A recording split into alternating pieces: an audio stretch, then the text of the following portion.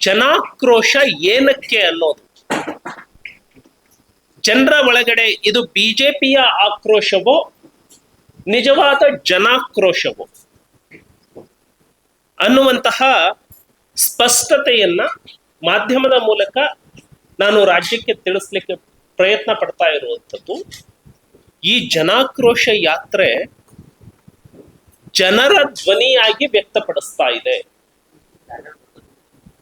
ಈ ಯಾತ್ರೆಯಲ್ಲಿ ಬೆಳಗಾವಿ ಜಿಲ್ಲೆಯ ಎಲ್ಲ ಹಾಲಿ ಮಾಜಿ ಶಾಸಕರುಗಳು, ಆನಂತರ ಕರ್ನಾಟಕ ರಾಜ್ಯದ ಎಲ್ಲ ಮುಖಂಡರುಗಳು, ಅದು ಪ್ರತಿಪಕ್ಷದ ನಾಯಕರುಗಳು ಎಲ್ಲಾ ಕಡೆ ಸೇರ್ಕೊಳ್ತಾ ಇದ್ದಾರೆ. ಇದು ನಿರಂತರವಾಗಿ ಸುಮಾರು ಒಂದು 16 ದಿನಗಳ ಯಾತ್ರೆ ಇರೋದ್ರಿಂದ ಬಿಗಿನಿಂಗ್ ಇಂದ ಕೊನೆಯವರೆಗೆ ಎಲ್ಲಾ ಮುಖಂಡರುಗಳು ಈ ಯಾತ್ರೆಯಲ್ಲಿ ಜೋಡಿಸ್ಕೊಳ್ತಾರೆ. ಒಂದ್ ಸೆಕೆಂಡ್ ಮುಗಿಸ್ಬಿಡ್ತೀನಿ. ಸೊ ಇದು ಜನಾಕ್ರೋಶ ಯಾತ್ರೆ. ಇದರೊಟ್ಟಿಗೆ ಇಲ್ಲಿ 1924ನೇ ಇಸ್ವಿಯಲ್ಲಿ ಮಹಾತ್ಮ ಗಾಂಧೀಜಿ ಅವರು ಬೆಳಗಾವಿಗೆ ಬಂದ್ರು ಅಂತ ಹೇಳಿ ಗಾಂಧಿ ಭಾರತ ಅನ್ನುವ ಹೆಸರಿನಲ್ಲಿ ಈ ಸರ್ಕಾರ ಜನಸಾಮಾನ್ಯರ ತೆರಿಗೆಯ ದುಡ್ಡನ್ನು 100 ಕೋಟಿಯನ್ನ ವ್ಯಯ ಮಾಡಿ ಕಾಂಗ್ರೆಸ್ ಪಕ್ಷದ ಸಭೆಯನ್ನ ಮಾಡಿಕೊಂಡ್ರು. ಕಾಂಗ್ರೆಸ್ ಪಕ್ಷದ ಸಭೆ ಅಲ್ಲಿ ಗಾಂಧಿ ಭಾರತ ಅಂತ ಹೇಳಿ ಕಾಂಗ್ರೆಸ್ ಬಳಸ್ತೋ ಹೊರತಾಗಿ ಮಹಾತ್ಮ ಅನ್ನೋ ಪದವನ್ನ ಕೈಬಿಟ್ಟಿತ್ತು. ಗಾಂಧಿಯ ಫೋಟೋ ಕ್ಯಾರಿಕೇಚರ್ದು ಒಂದು ಇತ್ತು ಬಿಟ್ರೆ ಅಲ್ಲಿ ದೊಡ್ಡದಾಗಿ ವಿಜೃಂಭಿಸಿತ್ತು, ಗಾಂಧಿ ಭಾರತದಲ್ಲಿ ದೊಡ್ಡದಾಗಿ ವಿಜೃಂಭಿಸಿತ್ತು ಸೋನಿಯಾ ಗಾಂಧಿ, ರಾಹುಲ್ ಗಾಂಧಿ, ಪ್ರಿಯಾಂಕಾ ಗಾಂಧಿ. ಸೊ ಕಾಂಗ್ರೆಸ್ ಜನಸಾಮಾನ್ಯರ ತೆರಿಗೆಯ ಹಣದಿಂದ ಇವತ್ತಿನ ಯುವ ಪೀಳಿಗೆಗೆ ಏನು ಬಿಂಬಿಸ್ಲಿಕ್ಕೆ ಪ್ರಯತ್ನ ಮಾಡ್ತು ಅಂದ್ರೆ ಗಾಂಧಿ ಭಾರತ ಅಂದ್ರೆ ಸೋನಿಯಾ, ರಾಹುಲ್ ಮತ್ತು ಪ್ರಿಯಾಂಕಾ ಗಾಂಧಿನೇ ಈ ಭಾರತದ ಪ್ರತಿನಿಧಿಗಳು ಅನ್ನೋದನ್ನ ಬಿಂಬಿಸುವಂತಹ ಷಡ್ಯಂತ್ರ ಮಾಡ್ತು. ಇದಕ್ಕೆ ಬಳಸ್ಕೊಂಡಿದ್ದು ಜನಸಾಮಾನ್ಯರ ತೆರಿಗೆ ಹಣ. ಶ್ರೀಮತಿ ಶಶಿಕಲಾ ಜೊಲ್ಲೆ ಅವರು ಶಾಸನ ಅಧಿವೇಶನದಲ್ಲಿ ಪ್ರಶ್ನೆಯನ್ನ ಮಾಡಿದ್ರು. 25ನೇ ಇಸ್ವಿಯಲ್ಲಿ ಏಪ್ರಿಲ್ 11 ಮತ್ತು 12ಕ್ಕೆ ಅಂಬೇಡ್ಕರ್ ಅವರು ಕೂಡ ನಿಪ್ಪಾಣಿಗೆ ಬಂದು 2 ದಿನದ ವಾಸ್ತವ್ಯ ಮಾಡಿದ್ರು. ಬಹಿಷ್ಕೃತ ಭಾರತ ಸಭೆಯ ಅಧ್ಯಕ್ಷತೆಯನ್ನ ಸ್ವತಃ ಅಂಬೇಡ್ಕರ್ ಅವರು ವಹಿಸ್ಕೊಂಡಿದ್ರು. ನೀವು ಅದನ್ನ್ಯಾಕೆ ಮಾಡ್ತಾ ಇಲ್ಲ?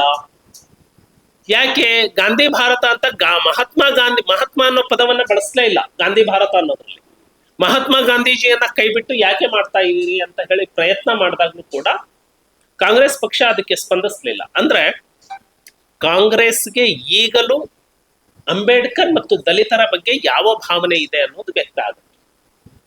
ಸೊ ಇದನ್ನ ಭಾರತೀಯ ಜನತಾ ಪಕ್ಷ ನಾವು ಇದನ್ನ ಬದ್ಧತೆಯಾಗಿ ಸ್ವೀಕಾರ ಮಾಡಿ 11ನೇ ತಾರೀಕಿನಿಂದ ನಾವು ಬೆಂಗಳೂರಿನಿಂದ ರಥಯಾತ್ರೆಯನ್ನ ಪ್ರಾರಂಭ ಮಾಡಿ ಇವತ್ತು ನಿಪ್ಪಾಣಿಯಲ್ಲಿ ಬೃಹತ್ ಸಮಾವೇಶವನ್ನ ಮಾಡ್ತಾ ಇದ್ದಾರೆ. ಆ ಸಮಾವೇಶದಲ್ಲಿ ಸುಮಾರು 20,000ಕ್ಕಿಂತ ಹೆಚ್ಚು ಜನ ಶೋಷಿತ ವರ್ಗದ ಸಮುದಾಯದ ಪ್ರಮುಖರನ್ನ ಒಳಗೊಂಡಂತೆ ಆ ಸಭೆಯನ್ನ ಮಾಡ್ತಾ ಇದ್ದಾವೆ. ಅದರಲ್ಲಿ ಮಾನ್ಯ ರಾಜ್ಯಾಧ್ಯಕ್ಷರು ಅಧ್ಯಕ್ಷತೆಯನ್ನ ವಹಿಸಿರ್ತಾರೆ.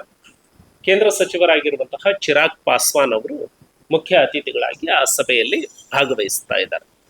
ಸೊ ಒಟ್ಟಾರೆ ಇದನ್ನೆಲ್ಲವನ್ನ ನೋಡಿದಾಗ ಈ ಸರ್ಕಾರದಲ್ಲಿ ದೊಡ್ಡ ಪೆಟ್ಟನ್ನ ತಿಂದವರು ರೈತರು, ಹಿಂದುಳಿದ ವರ್ಗದವರು ಮತ್ತು ದಲಿತರು ಈ ಸರ್ಕಾರದಲ್ಲಿ ಬಹಳ ದೊಡ್ಡ ಪೆಟ್ಟನ್ನ ತಿಂದಿದ್ದಾರೆ. 2 ವರ್ಷದ ಬಜೆಟ್ನಲ್ಲಿ ಹೆಚ್ಚು ಕಡಿಮೆ 7 ಲಕ್ಷ ಕೋಟಿಯ ಬಜೆಟ್ ಅನ್ನ ಏನು ಸಿದ್ದರಾಮಯ್ಯನವರು ಮಂಡಿಸಿದ್ದಾರೆ, 2 ವರ್ಷದ ಬಜೆಟ್ನಲ್ಲಿ ದಲಿತರಿಗೆ ಒಂದು ಮನೆಯನ್ನ ಮಂಜೂರು ಮಾಡಿಲ್ಲ. Not even A single house.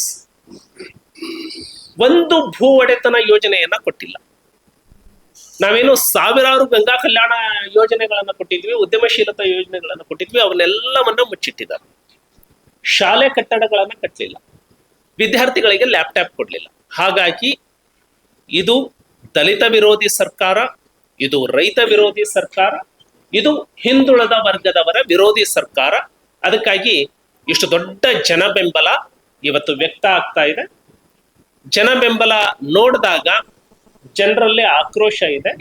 ಈ ಸರ್ಕಾರವನ್ನ ಎಷ್ಟು ಬೇಗ ಆಗುತ್ತೆ ಅಷ್ಟು ಬೇಗ ಈ ಸರ್ಕಾರವನ್ನ ಕಿತ್ತು ಹಾಕಬೇಕು ಅನ್ನುವಂತಹ ಆಕ್ರೋಶ ಜನರ ಮನಸ್ಸಿನಲ್ಲಿ ಇದೆ ಅಂತ ಹೇಳಿ ಬಿಜೆಪಿ ಭಾವಿಸುತ್ತೆ.